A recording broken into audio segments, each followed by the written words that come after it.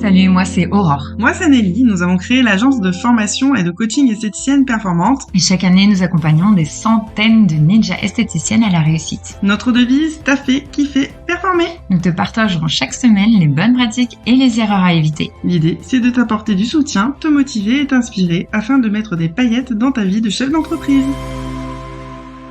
Bonjour et bienvenue dans ce nouvel épisode du podcast Esthéticienne Performante. Je vais te parler des bons cadeaux. La vraie question, c'est est-ce que c'est une aubaine ou est-ce que c'est une galère sans nom? Est-ce que ça marche encore? Eh bien, c'est ce que nous allons voir. Alors, avant de démarrer, bien entendu, si tu nous as pas encore mis des commentaires, un avis sur ce podcast, n'hésite pas. Ici, tu vas prendre plein de valeurs, donc prends de quoi noter.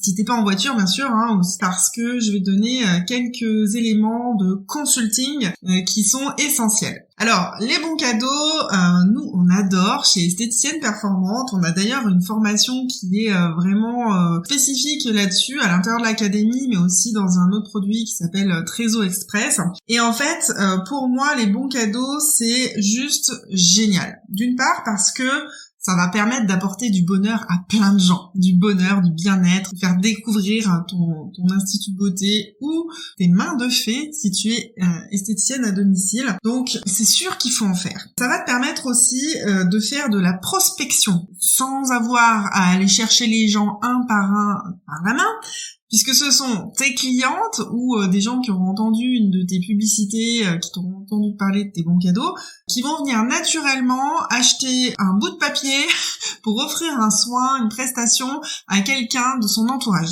Donc tu es payé pour faire de la prospection. Alors bien sûr, tu dois faire les soins, mais c'est juste un truc de fou. Rien que pour ça, parce que du coup, ça va te permettre de développer ton fichier client si tu fais les choses correctement, et on va en parler juste après. Et dernier truc qui est juste énorme, c'est que pendant certaines fêtes, comme pour les fêtes de fin d'année, ça c'est certain, il y en a qui font des milliers et des milliers d'euros en bons cadeaux, en vente de bons cadeaux.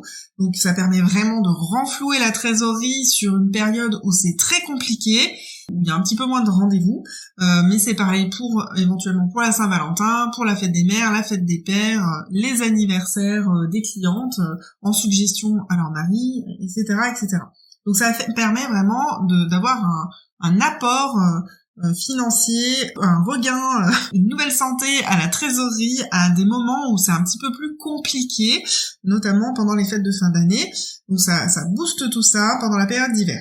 Il y en a beaucoup qui nous disent oui, c'est bien les bons cadeaux, mais moi j'ai pas trop envie d'en faire parce que c'est vraiment une galère à gérer. En plus, il y a pas de rentrée d'argent quand tu fais les soins après. Donc voilà, j'ai pas trop envie de faire des bons cadeaux, c'est bien gentil ce que tu me dis, mais j'ai pas trop envie. Alors, en fait, c'est là qu'il va falloir noter. Mon premier conseil, quand tu vends des bons cadeaux, c'est vraiment d'orienter tes conseils à la personne qui prend le bon cadeau. C'est-à-dire que au lieu de proposer un montant, alors oui, les montants c'est hyper pratique parce que quand t'as pas le temps, tu dis bon bah voilà, vous voulez mettre quel montant, madame, monsieur, ok, on met 50 euros, ok, on met 120 euros. Et c'est vraiment la facilité, le truc qui permet d'aller le plus vite possible. Pareil sur le site internet, c'est beaucoup plus simple. Cela dit, moi ce que je te recommande, parce que c'est ça qui va faire toute la différence pour fidéliser ces nouvelles personnes qui viennent à l'institut, mais aussi pour rentrer de l'argent au moment où ils viennent réaliser le soin, c'est d'orienter vraiment le conseil sur un package, c'est-à-dire par exemple de proposer d'offrir un diagnostic de peau accompagné d'un soin visage. Tu fais 30 minutes de diagnostic et puis peut-être 1 heure de soin visage et tu factures le tout. Ça peut être un bilan bien-être plus un massage. Donc à chaque fois il y a un bilan, il y a un diagnostic, il y a quelque chose qui vient avec, qui fait que en fait la personne elle va devoir se livrer, tu vas pouvoir aller en profondeur sur tes conseils. Et qui dit aller en profondeur sur les conseils dit potentiellement des ventes de cure, des ventes de forfait, des ventes éventuellement d'abonnement et aussi des ventes de produits, puisqu'en fait tu vas poser toutes les questions nécessaires pour apporter des solutions à la personne qui va venir se présenter. Donc cette première astuce, elle est juste énorme et je te conseille vraiment d'y réfléchir. Et quand tu vends tes packages, propose des choses avec pas seulement des choses à 50 euros, mais des packages qui vont être un petit peu plus hauts parce que Par exemple, je sais que les hommes peuvent être très très généreux. Ils sont prêts à dépenser plusieurs centaines d'euros parfois pour leur femme, voire pour leur maîtresse, leur maman, on sait pas, mais en tout cas, ou leur fille. Et donc, ça serait dommage de passer à côté de ce chiffre d'affaires potentiel. Il y a aussi des femmes qui sont hyper généreuses. Enfin, je parle des hommes parce que je sais qu'ils sont généreux et on les adore. En fait, des fois, on peut être surpris sur le budget que les gens peuvent avoir, parce qu'on part toujours du principe que les gens ont un petit budget, qu'ils n'ont pas trop d'argent à dépenser. Mais la vérité, c'est que on a toujours envie de faire plaisir aux autres, et si on nous propose un truc qui est encore mieux pour un budget un tout petit peu supérieur, moi en tout cas, je sais que j'ai tendance à craquer pour le budget supérieur. Alors, pour éviter d'être dans la galère avec les bons cadeaux, il s'agit de bien s'organiser aussi. Donc, la première chose, c'est d'avoir un cahier ou un fichier Excel dans lequel tu vas noter qui a offert le bon cadeau, donc avec les coordonnées de la cliente, et puis aussi de prendre les coordonnées de la personne à qui on offre le cadeau. Donc avec son numéro de téléphone, son adresse mail et son nom et son prénom. La date d'achat et la date de fin de validité de cet achat. Idéalement, c'est de faire un fichier Excel, comme ça te permet aussi, pour faire tes relances derrière, je vais en parler, justement. En fait, quand le bon cadeau arrive à fin de validité, c'est-à-dire peut-être 1 mois ou 2 mois avant que la fin de validité arrive, de rappeler, de te mettre en automatique une tâche, une mission dans ton agenda pour rappeler les personnes qui n'ont pas encore réalisé leur bon cadeau. Et ce serait dommage de dire voilà, ce bon cadeau, c'est cool, j'ai pris l'argent, maintenant c'est bon, je vais faire comme s'il avait été fait, la date de validité est dépassée, bim bam boum, on n'en parle plus. En fait, c'est pas du tout intelligent de faire ça, parce que potentiellement, oui, là tu récupères de l'argent sans avoir à faire de soins en cabine, mais potentiellement cette personne-là, ça peut être une future cliente ou un futur client qui va t'apporter de la récurrence en achat de produits, en achat de prestations. Donc c'est un prospect potentiel qu'il faut absolument travailler. Et là, on te l'a offert sur un plateau, il faut y aller, et ne serait-ce que par respect pour la personne qui a payé le bon cadeau, d'honorer cette prestation. Sur l'organisation, c'est ultra important, et te mettre une mission chaque mois de rappeler les personnes qui arrivent en fin de validité de bon. Justement, ces dates de fin de validité, on se fait des nœuds dans la tête. Est-ce qu'il faut mettre 3 mois, 6 mois, 9 mois, 1 an? La vérité, c'est que ça dépend vraiment de ton contexte, de la qualité de ton planning, on va dire, en fonction des mois. Donc, si tu es une personne qui est plutôt overbookée, t'as plutôt intérêt peut-être soit à faire sur une courte durée, soit à faire sur une très longue durée. Quoi qu'il arrive, quand les gens veulent prendre rendez-vous, ils vont être confrontés au fait que ton planning est quand même bien rempli.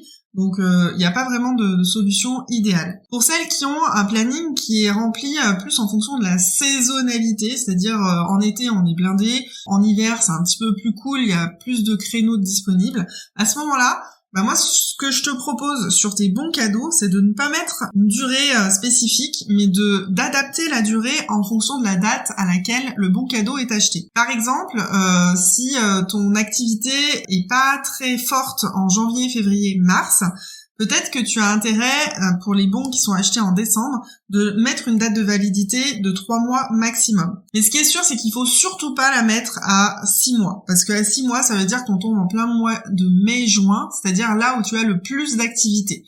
Donc surtout pas du 6 mois. Et par contre, quand on est au mois de mai-juin et qu'on veut proposer pour la fête des mères, peut-être que ça t'arrangerait, toi, que ça dure 6 mois, parce que ça va tomber pile au mois de novembre où t'as rien. Donc c'est pour ça que je te conseille sur tes bons cadeaux que tu crées au nom de ton institut, qui sont magnifiques, qui sont dans tes couleurs, etc., de laisser juste un champ à remplir que tu remplis au fur et à mesure de la vente des bons cadeaux. Et en fonction de la période, tu vas mettre soit du 3 mois, soit du 6 mois, soit du 1 an. Après, c'est vraiment à toi de voir ce qui te paraît le plus judicieux. Et tu jongles en fonction de ton activité, bien entendu. Dernier conseil, c'est de prévoir un parcours client qui va te permettre de vendre au moment où la personne, elle vient faire la prestation du bon cadeau. Première étape, ça va être vraiment de remercier la personne d'être venue. On la prend en charge comme si c'était une princesse ou un prince, parce que c'est une personne à qui qu'on a envie de fidéliser. Donc, on va en prendre le plus grand soin. Si tu as suivi mon conseil, comme je te l'ai dit au début, de vendre un diagnostic ou un bilan plus une prestation, eh bien en fait ça va être beaucoup plus simple, donc tu vas pouvoir t'intéresser à la personne pendant un certain temps. Par contre, si tu ne l'as pas fait, si tu l'as pas inséré si la personne a préféré mettre un montant ou si elle a préféré prendre une prestation sans bilan ou diagnostic, à ce moment-là, moi, ce que je te conseille, c'est avant que la personne rentre en cabine, eh bien, de lui faire remplir un questionnaire dans lequel tu vas lui poser un certain nombre de questions qui vont t'intéresser ensuite pour la conseiller au niveau des prestations que tu vas pouvoir lui proposer à la fin du soin, mais aussi au niveau des produits que tu vas pouvoir lui conseiller. Donc ce petit questionnaire, moi je te conseille de dire aux gens de venir 10 minutes à l'avance, de les accueillir dans une salle d'accueil et de leur offrir peut-être un café ou un thé et de leur laisser le temps vraiment de répondre à ce questionnaire. Donc ça demande de la préparation, la création de ce questionnaire, ça demande aussi que tu l'analyses. Donc tu vas installer la personne en cabine, tu récupères son questionnaire, pendant que la personne se déshabille, tu vas pouvoir lire rapidement ce questionnaire et ensuite tu vas pouvoir rentrer dans ton rôle d'experte, de conseillère et de prestataire. Donc pendant ton soin, tu vas pouvoir semer des graines, donner envie à la personne peut-être d'acheter un produit, d'acheter des choses, des prestations par la suite. Tu vas réaliser ta prestation, puis à la fin de la prestation, alors moi j'ai eu une expérience dernièrement dans un spa que j'ai trouvé très bien, c'est-à-dire qu'on m'a prévenu, on m'a dit voilà, je vais vous faire le soin, donc c'était pour un massage, on me dit voilà, quelles sont vos habitudes? On me pose la question quand même, aussi bien sur mes habitudes au niveau de l'hydratation de mon corps, des gommages, etc. Mais on me pose aussi la question sur le visage, mes habitudes, qu'est-ce que j'ai l'habitude de faire au niveau de la routine de beauté.